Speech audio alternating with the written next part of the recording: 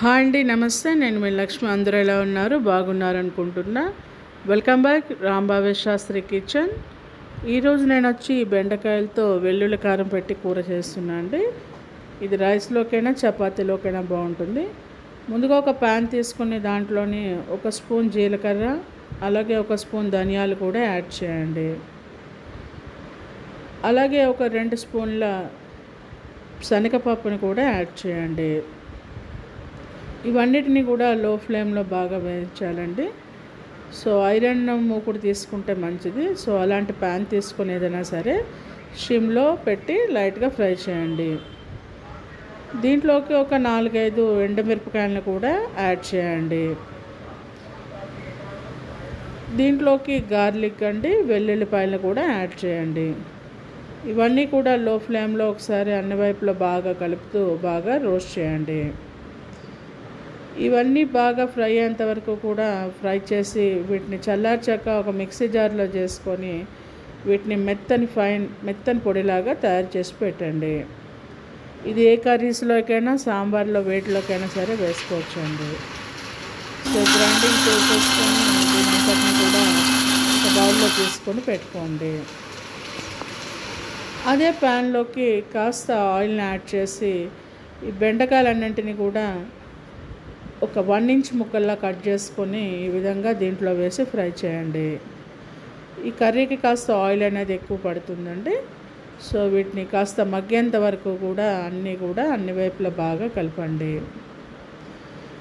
ఇలా కలిపిన దాంట్లోకి మనం ఆల్రెడీ ప్రిపేర్ చేసుకున్న ఇంగ్రీడియంట్స్ అన్నీ కూడా యాడ్ చేయాలి.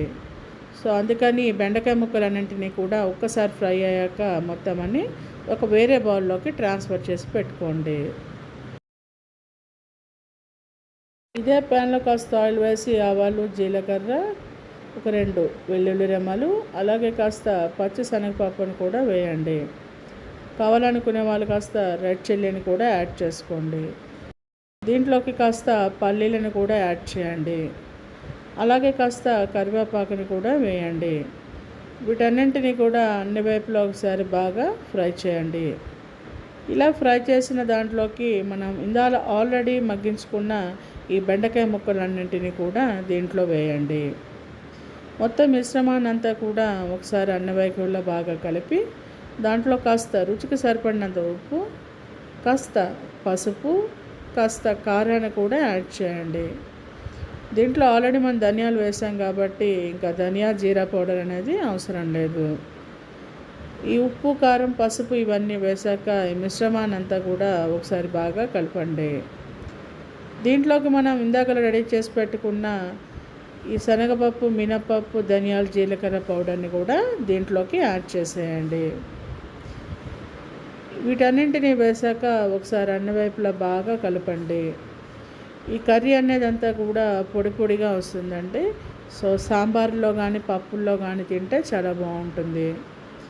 ఈ మిశ్రమాన్ని అంతా కూడా ఒకసారి బాగా స్లోగా అన్ని వైపులా కలపండి.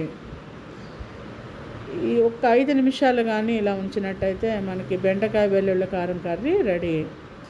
దీన్ని మీకు నచ్చిన దాంట్లోకి తీసుకొని సర్వ్ చేయండి. ఇది అన్నంలోకైనా, రోటీల్లోకైనా చాలా బాగుంటుంది.